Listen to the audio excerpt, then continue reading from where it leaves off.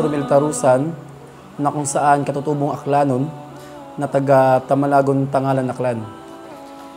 Actually, dito ako ngayon nagtatrabaho sa Boracay, maliit na negosyo, na kung saan ako yung isa sa mga naglalako o naghahatid ako ng mga pagkain sa mga kapatirang mga Muslim.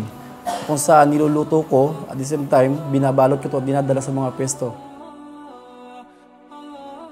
Ako po si Abdul Karim Nestor Bunjibod na nitibong Aklanon. Ako po ay kasalukuyang nakatira sa Numancia, Aklan, no? Isang bayan sa lugar ng Aklan. At isa po ako sa kasalukuyan na nakikipagtulungan sa pagpapalaganap at pagpapaabot ng mensahe ng Islam sa lahat ng mga tao na hindi pa nakakaalam tungkol sa tunay na katuruan ng pananampalatayang Islam. Tapos ang sabi ng mga tao sa akin, bakit ka nag-asawa ng Muslim? Andito ka na sa lupa, tumalon ka pa sa dagat. Napakaraming ganyan na inaano nila sa akin na para daw akong nagpakamatay dahil nag-asawa lang ako ng Muslim.